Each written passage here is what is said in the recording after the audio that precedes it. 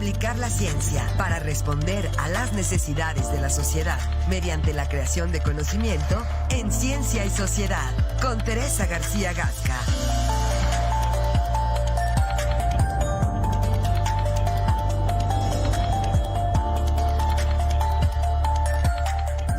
De la mañana ya con 36 minutos. Es miércoles y es momento de escuchar la participación de la doctora Teresa García Gasca aquí en este espacio de Presencia Universitaria. Doctora, ¿cómo está? Muy buenos días, es un gusto saludarla. Muy buenos días, Marco y Alfredo. Muy buenos días a todas y a todos igualmente. Muy contenta, Marco. Fíjate que ayer estuvimos en San Juan del Río en la presentación de un libro de la doctora Nuria Peña, que es profesora de la Universidad Tecnológica de San Juan del Río, quien en conjunto con 31 universidades del país hicieron una investigación muy interesante sobre mujeres empresarias, jóvenes mujeres empresarias. Nosotros participamos a través de la doctora Claudia Cintia Peña, de la Facultad de Contaduría y Administración, y es un tema muy interesante porque justamente en la participación que tuve yo para comentar el libro, decía que ahorita van a ver las cifras, que son muy interesantes, pero que nunca tomamos en cuenta esa parte. Le damos mucha importancia al emprendimiento, decimos que debe ser un ancla importante para el desarrollo y demás, pero no hemos hecho el análisis suficiente como lo hacemos, por ejemplo, con las mujeres en la ciencia o en otros ámbitos. Entonces, este ejercicio que hizo la doctora Nuria Peña en colaboración con todas las universidades nos da cuenta justamente de la brecha que hay también a nivel de las mujeres empresarias. Entonces, les platico un poquito y al final una reflexión también sobre este pasado 11 de marzo en la universidad. Entonces, bueno, vamos a iniciar con unas imágenes que les preparé. Entonces, este libro que se llama Los obstáculos que tienen las estudiantes universitarias que dirigen una micro o pequeña empresa, que es coordinado por la doctora Nuria Beatriz Peña Ahumada de la Universidad Tecnológica San Juan del Río, nos habla justamente de qué problemas se encuentran las estudiantes, jóvenes estudiantes, mujeres, que tienen una pequeña o microempresa y que por alguna razón encuentran obstáculos en el camino. Nos platica el libro que hay 5.4 millones de micro y pequeñas empresas en México, que corresponden al 99% de todas las empresas. 95% son microempresas y 4% son pequeñas empresas. Económicamente hablando, solamente el 0.8% corresponde a medianas empresas y el 0.2% a grandes empresas. De las micro y pequeñas empresas, 31.14% son dirigidas por mujeres y dieron empleo en el 2023 a casi 3 millones de personas. Entonces es un tema bien importante. En México, la población global de mujeres es del 51.2% y las mujeres que estudian un nivel superior en México es del 51%, de acuerdo al INEGI.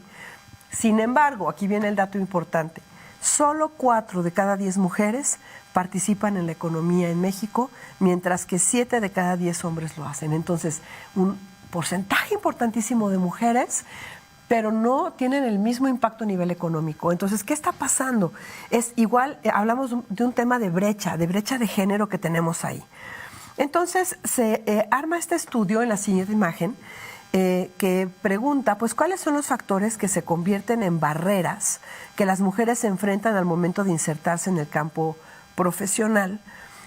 Tanto pisos pegajosos, es decir, aspectos de la vida que no permiten que las mujeres avancen, los estereotipos y cuestiones sociales, así como techos de cristal. Y se realizaron entonces entrevistas a universitarias que dirigen una micro o pequeña empresa en México, no a las que no a las que están en autoempleo, es decir, a las que venden por catálogo, no, sino a las que realmente dirigen una micro o pequeña empresa. Las que han creado un ente jurídico, tienen trabajadoras, exacto, tienen... Ajá. Podrían no tener empleados, pero que estén ellas al frente, no que sean empleadas por otro lado, no autoempleo, pues.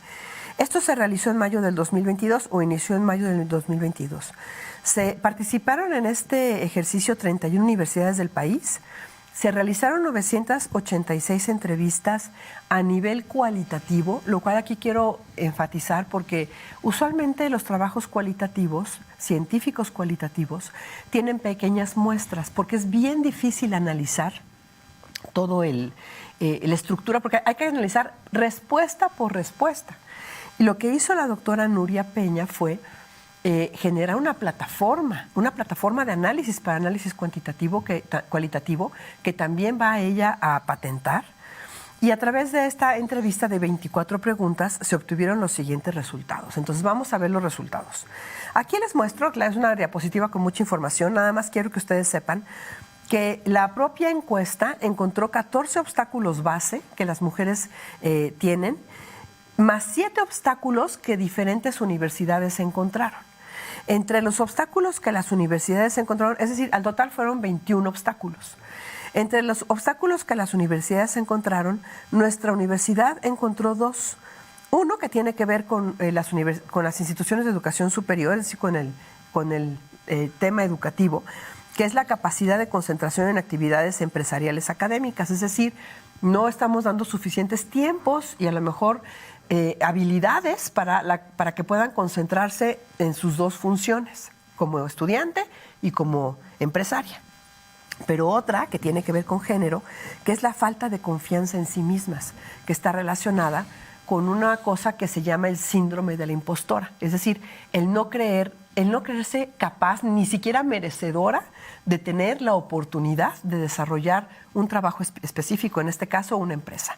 Entonces, esto se presentó en Querétaro, o sea, es una particularidad de Querétaro en particular, entonces muy interesante que se hayan encontrado. Entonces, bueno, vamos a ver, en la siguiente imagen, las características promedio de la población, edad 22.89 años en promedio, la mayor parte, 84.25% solteras, esto es a nivel nacional, 10.7 casadas, 0.7 divorciadas y en concubinato 4.2%.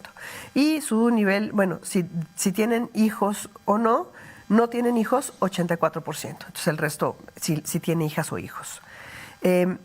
Estudiantes de TCU, 18.26%, de licenciatura 75%, en números cerrados, maestría 5% y doctorado 1.5%. Ese es en general el perfil de la población estudiada. Después tenemos de las micro y pequeñas empresas que se encontraron, tenemos que el promedio de personas contratadas es de 3 personas, de mujeres contratadas de 2 mujeres y de familiares contratados de 1.26 familiares contratados. Y el tipo de modalidad, si es mixta, si es empresa mixta, es decir, que atiende de forma física o virtual, si es física o si es virtual, la mayor parte atienden de forma mixta, 48.73% contra 37% física y el resto 13% virtuales. Ahora, ¿cuáles son los obstáculos que a nivel nacional se encontraron? Solamente voy a mencionar los primeros 5. El primer obstáculo en la siguiente imagen es un obstáculo relacionado con cuestiones de formación. En la siguiente imagen ya estamos en los obstáculos. La doble jornada empresarial y formación académica, es decir, las mujeres están encontrando problemas. En la siguiente imagen, porfa, si nos siguen acá en producción. Las mujeres están encontrando dificultades para conciliar la doble jornada. No pueden conciliar sus tiempos para la dedicación empresarial con sus tiempos para la formación académica. El siguiente obstáculo son factores económicos, y aquí nos platicaba la doctora Nuria Peña ayer que solamente 3 de cada 10 créditos para micro y pequeñas empresas se dan a mujeres. Entonces, este es un dato bien interesante. Y si recordamos que solamente el 31% de las micro y pequeñas empresas son dirigidas por mujeres, coincide también con este dato. La falta de experiencia, problemas de gestión de recursos humanos y desventajas de clases presenciales. Esto tiene que ver también con cuestiones educativas, es decir, la pandemia nos dio unas ventajas al momento de presentarnos la opción de las clases virtuales, y al regresar a las clases presenciales esto fue mucho más complicado. Esos son los 5 primeros obstáculos de acuerdo a la categorización que se encontraron a nivel nacional. Ahora, a nivel Querétaro, ¿qué encontramos? Igualmente en la siguiente imagen tenemos que el 80.6% son personas solteras, 9.7% casadas y 9.7% en concubinato, y no tienen hijos 87%. Aquí el 70%, el 71% en números cerrados está a nivel licenciatura y 29% a nivel maestría. No hubo personas con TCU ni con doctorado. Pero cambiaron un poco los obstáculos.